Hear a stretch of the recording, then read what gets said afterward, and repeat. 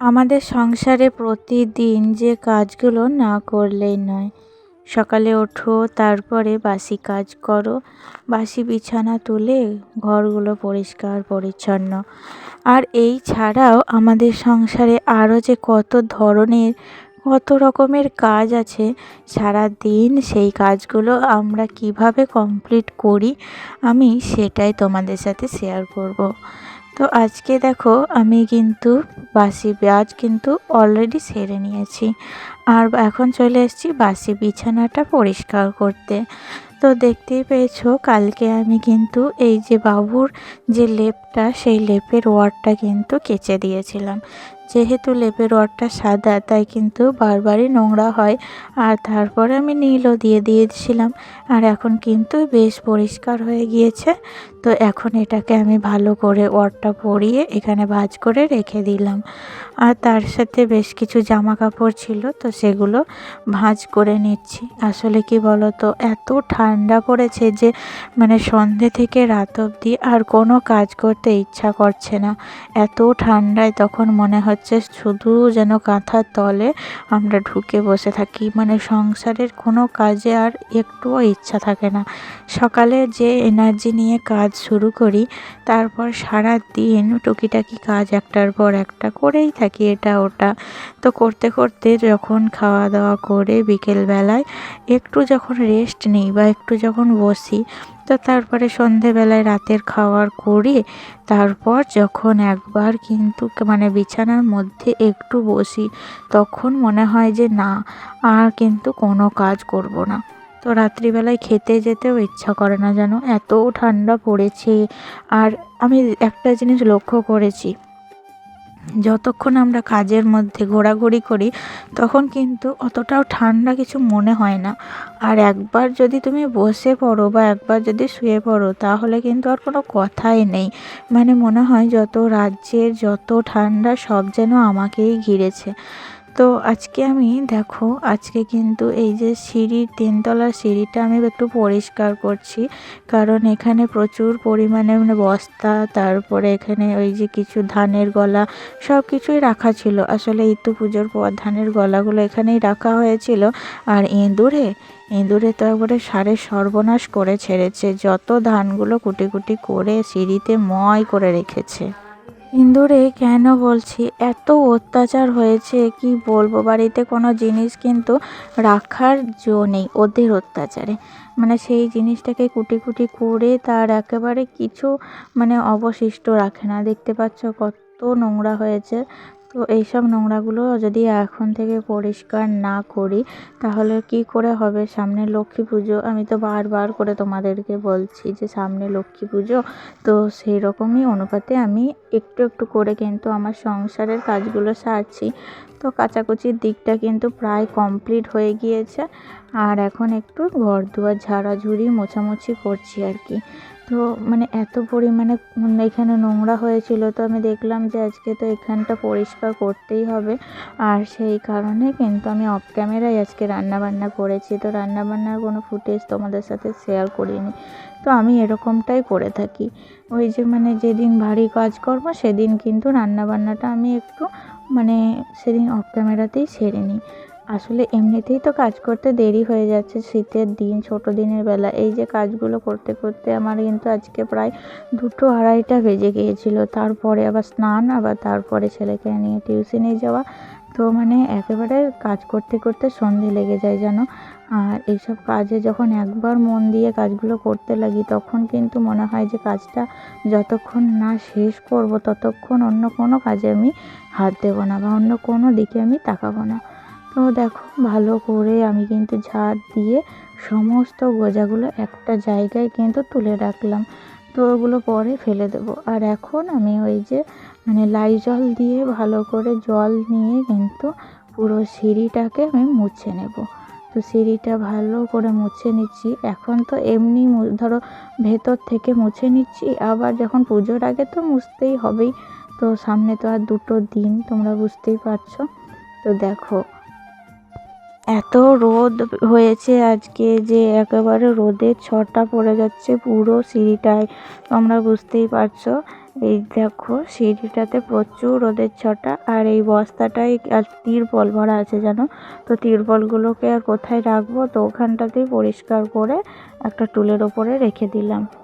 আর এই যে সাইকেলটা আমাদের কিন্তু খুব এখানে ওঠানামার অসুবিধা করে। সাইকেলটা তো মানে কোনো ব্যবহার হয় না, আর এমনিতেই আমাদের নিচে উঠোনের জায়গাটা এতটা কম যে নিচে তলায় না সাইকেল রাখাই হয় না। তো দেখতেই পাও তোমরা, বাবুর সাইকেলটা প্রতিদিন ঘরে ঢোকাই আর বার করি, তো তাই জন্য সাইকেলটা কেউ ব্যবহার করে না। এখানেই কিন্তু 3তলার সিঁড়িতে এখানে দড়ি দিয়ে বেঁধে তারপরে তুলে রেখেছি।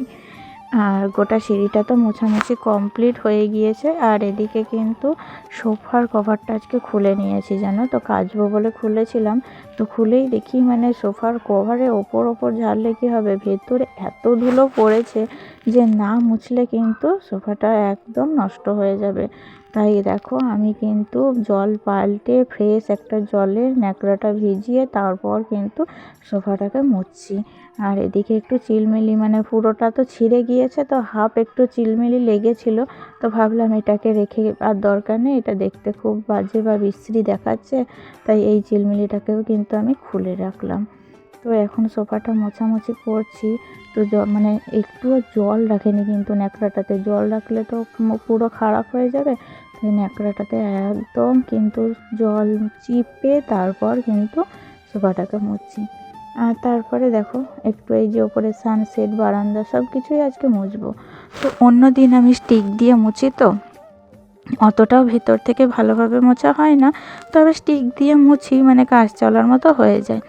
আর সামনে পুজো আসছে, তার জন্য কিন্তু আজকে আমি একেবারে ভিতর থেকে মানে একটু ডিপভাবে সমস্ত ঘর দুয়ার পরিষ্কার করছি। বুঝতেই পারছো, পুজো আচ্ছা মানে আমাদের বাঙালিদের কিন্তু ভেতর থেকে ভক্তিটা আসে, তাই আমরাও কিন্তু পরিষ্কার পরিচ্ছন্নটা একদম মন থেকে নিজের মতো করে করার চেষ্টা করি। পরিষ্কার পরিচ্ছন্ন করে সংসার সাজিয়েছি বলেই আজ আমার সংসারের আয় অনেকটাই বদলে গেছে। আগে ভাবতাম কি বলো তো, শুধু ঘর গুছিয়ে রাখলে আর কী বা হয়। তো অনেক দিন পর ধীরে ধীরে যখন সংসার করতে লাগলাম তখন বুঝলাম যে না, একটা পরিষ্কার গোছানো ঘর শুধু চোখের শান্তি নয়, মনকেও শান্ত রাখে। আমরা প্রত্যেক গৃহবধূ প্রতিদিন সকালে উঠে ঘর ঝাড় দিই, জিনিসপত্র ঠিক জায়গায় রাখি, অপ্রয়োজনীয় জিনিসগুলো ফেলে দিই। এর ফলে আমাদের কাজের এনার্জি বেড়েছে, মন ভালো থাকে আর কাজের প্রতি মনোযোগও অনেক বেড়েছে। তো মন শান্ত থাকলে সিদ্ধান্ত ঠিক হয়, আর ঠিক সিদ্ধান্ত নিলে সংসারের উন্নতি আসবেই।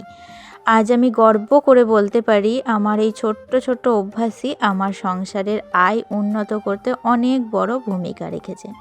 আমার সংসার সাজানো মানে শুধু শোপিস নয়, সংসার সাজানো মানে শৃঙ্খলা, শান্তি আর ইতিবাচক ভাবনা। আর এই তিনটেই ধীরে ধীরে জীবনের উন্নতির রাস্তা খুলে দেয় বন্ধুরা। যারা ভাবছেন ঘরের কাজ করে কি লাভ, তাদের জন্যই আজকে আমার এই ভিডিও। মানে তোমরা তোমাদের ঘরটা আগে ঠিক করো, দেখবে জীবনটা নিজে থেকেই বদলাতে শুরু করবে। তো এদিকে দেখো বেশ কিছু জামা কাপড় কিন্তু সকালবেলায় মেলে দিয়ে গিয়েছিলাম, তো সেগুলো তো শুকিয়ে গিয়েছে। তো এখন আমি ওই যে কাপড়গুলো কেচে নিলাম, তো সেগুলোই কিন্তু এখন মেলে দেবো। আর এমনিতে কি বলো তো, সকালবেলায় অনেক জামা কাপড় কিন্তু কাচাকুচি হয়েছিল, তো সেগুলো কিন্তু এখনও অনেক শোকায়নি, তো সেগুলোকে একটু উল্টে পাল্টে দেবো। আর এই যে এখন আমি কাচাকুচি করছি, এখন কিন্তু বেশিরভাগ কাচাকুচিটাই আমি ছাদের উপরে করছি।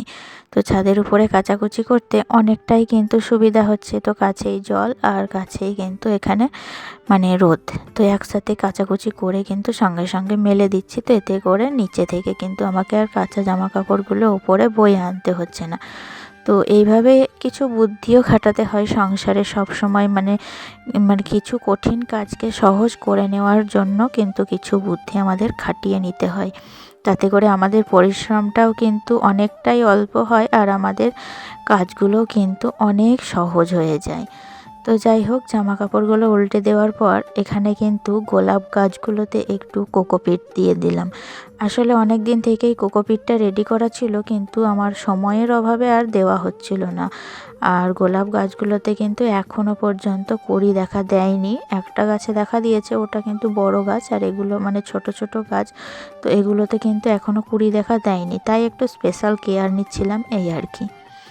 আর আজকে ওই যে সিঁড়িটা ঝাড়তে গিয়ে কি পেয়েছি জানো, মানে কিছু তলানি একটু সরিষার খোল কিন্তু রয়েই গিয়েছিল। তো সেই খোলটাকে আমি এখন জলে ভেজাতে দিচ্ছি। তো ভেজাতে দিয়ে তারপর 4-5 দিন পর গাছের গোড়ায় গোড়ায় দিয়ে দেব।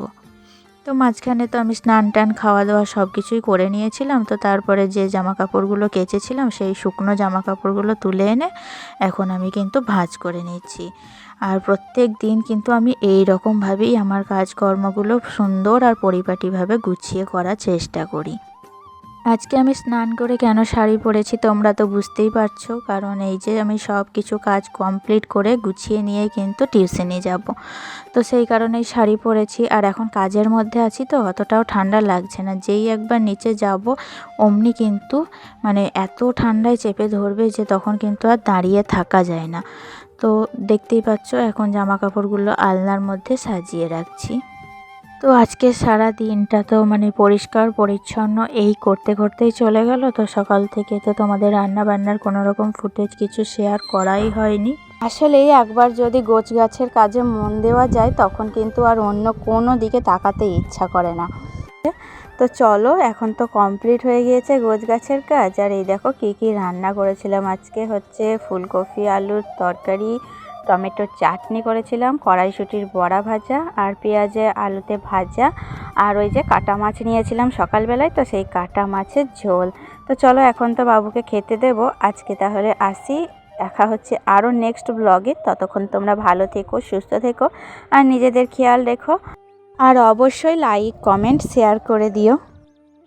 তো আবারও দেখা হবে নেক্সট কোনো ব্লগে। টাটা।